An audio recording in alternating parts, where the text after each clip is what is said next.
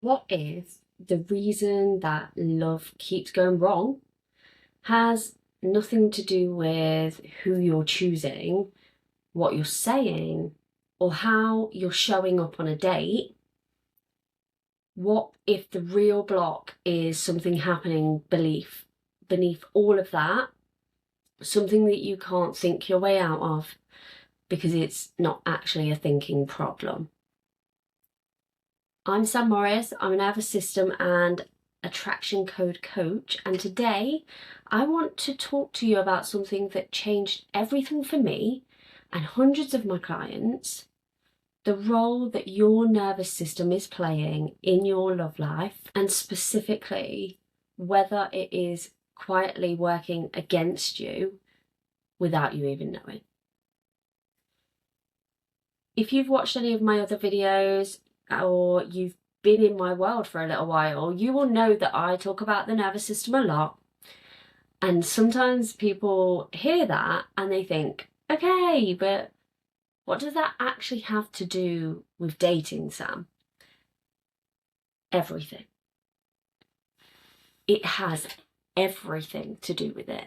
Because here's what I see happening all the time: incredibly self-aware, super intelligent, emotionally available people who can't figure out why they keep ending up in the same situations. And they've done some journaling, they've done some manifestations, they know attachment styles, and they can actually describe their patterns in perfect detail. They're still stuck being attracted to the same type of person.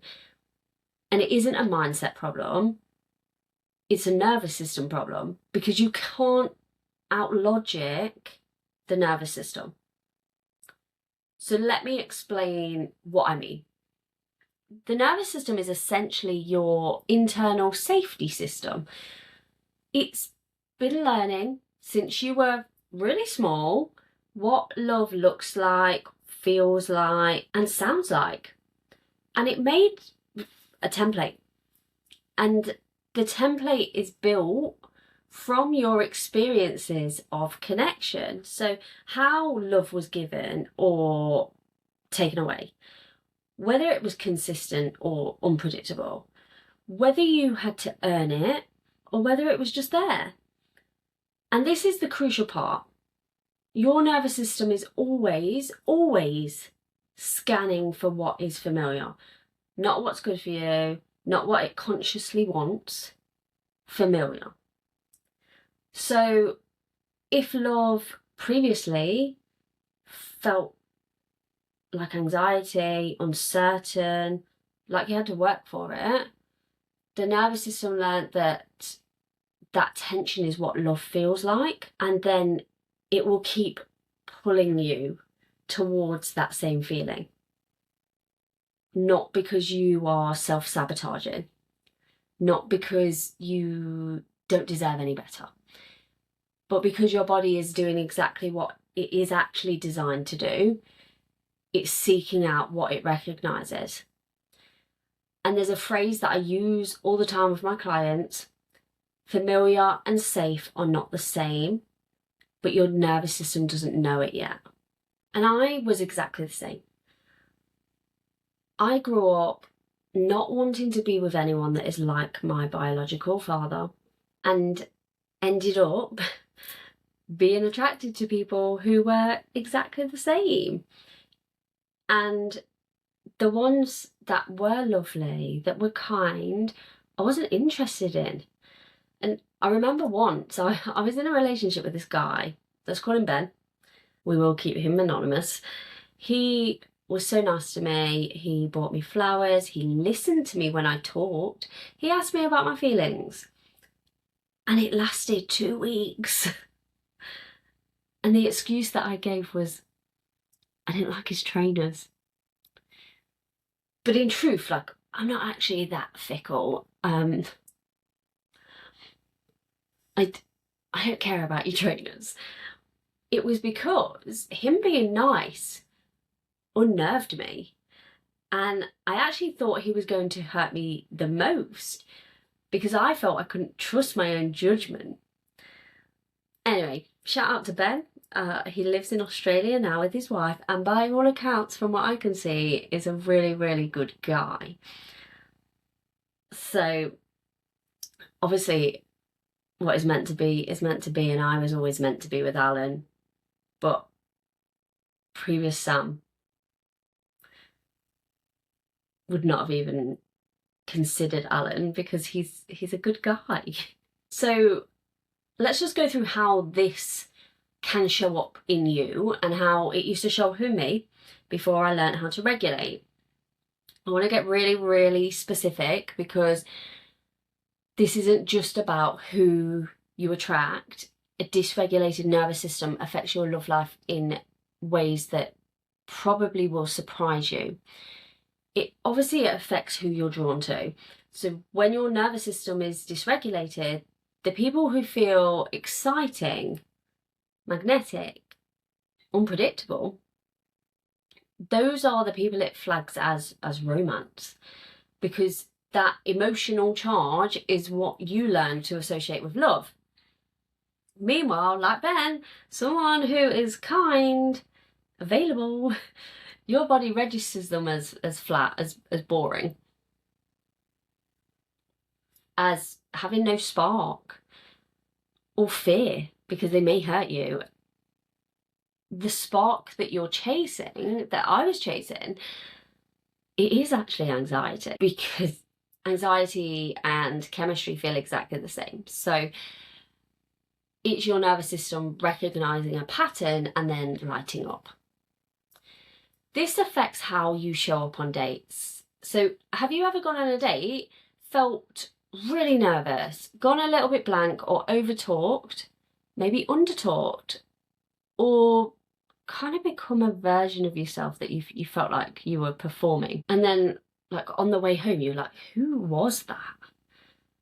Because that's nothing to do with confidence. That is a dysregulated nervous system, putting you into a kind of mild threat response. So when your body perceives something as a potential threat, it activates a stress response, and you really can't be warm, you can't be present, you can't be curious when your nervous system is in a survival mode. It's just not possible, and that is science. That's not opinion. The other thing that this does is it affects your ability to communicate in relationships. So this is the one that most people don't expect. If you think about the last time you had a difficult conversation with a partner, someone you were dating, or just anyone in your life, did you shut down? Did you go cold, or did it escalate faster than you ever thought it was going to? Did you say things that you didn't mean, or did you go completely silent when you probably should have spoken up for yourself? Because most people come away from these kind of conversations kicking themselves, thinking, why didn't I say something? But this isn't actually you. Shutting down, it is a freeze response. Escalating is a fight response. And both are your nervous system trying to keep you safe from a perceived threat. The problem is that your partner, that person you're talking to, that date might not actually be a threat.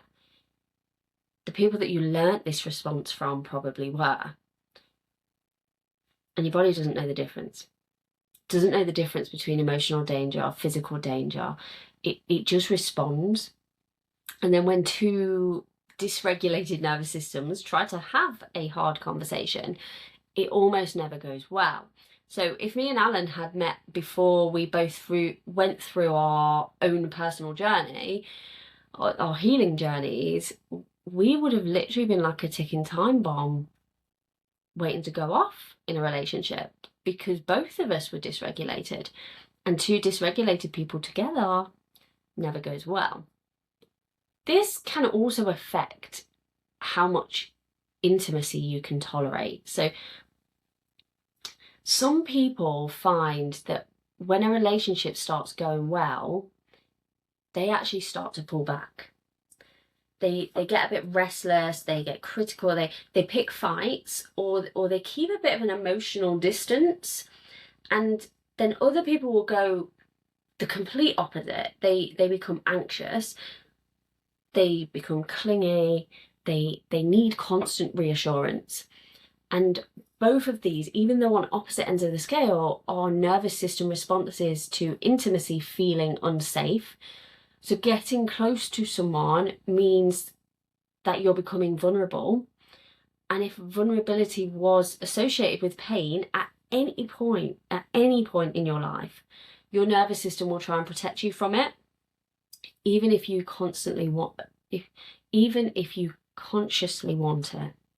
So what changes when you start working with your nervous system instead of against it? I want to give you a picture of what's actually possible here, because I don't want this to feel like it's a life sentence. When your nervous system starts to feel genuinely safe, not just intellectually told that it's safe, but actually regulated at a body level, something starts to change. So the attraction to unavailable people starts to change. The person who is kind and present starts to feel exciting, not boring. And you start to show up on dates as yourself. Actually yourself, not the performing version of you, just the real, absolutely wonderful, kick-ass version of you. And if they don't like it, you're actually okay with that, because they're not your person. Hard conversations become something that you're okay with, and you're not just surviving them, you're doing it because you know it's for the best for you. And that intimacy, it stops feeling like a threat, and it starts feeling like what it's supposed to be, which is connection. And this isn't a dream, this isn't airy fairy. Most of you know my story, and I've seen this happen thousands of times. So how do you actually start doing this? And I want to give you 3 things that you can do today that will begin to build that nervous system safety. So number 1 is start to notice your body's signals in certain situations. I don't mean what you're thinking, I'm talking about what your body is doing. So before a date, during a conversation, when you're on a dating app or reading a text, where do you feel it in your body? Do you feel any tension? Does it make you hold your breath? Do you feel anything in your stomach? Because the thing is, you can't regulate if you don't know what you're regulating. So you need to start noticing what is going on for you. Awareness is the first step. Number 2, slow down your responses. So I don't mean in like a game playing, treat 'em mean, keep 'em keen way. I mean slow down enough to feel safe. So before you send a message, before you react in any conversation, pause, take a breath. That tiny gap between your response is where your nervous system learns that it doesn't have to react from a survival mode. So try it now as you listen to me. Just take a breath.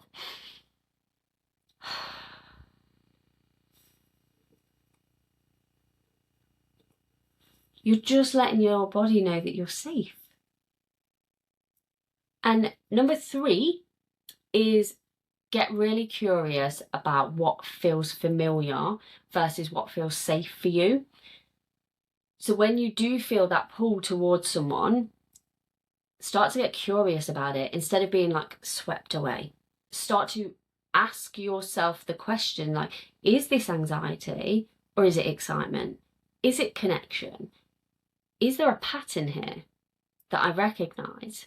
And you don't actually have to do anything with that immediately. just ask the questions. Because these things, they seem like super small, and they're not.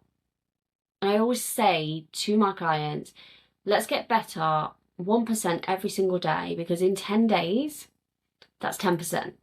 If you start noticing how your body is feeling every day, over time, you will completely rewire the patterns that have been running your love life all this time. And if something in this episode helped you, I'd really like to know about it. Let me know, drop me a comment. Which of these resonated with you most? How do you show up on dates? I read all the comments, I try and reply to all the comments. And also, it does help me with what to cover in coming up episodes. And if you are ready, if you want to go a little bit deeper, I have linked my How to Find Love quiz below, which will give you a personalised plan, a roadmap based on the 11 years of working with people to find love, of what you need to do to start that process to finding love. And I will link that all down below. And just so you know, you have already started that process by being here today. I will see you next week. I'm Sam Morris. Have a wonderful, magical day.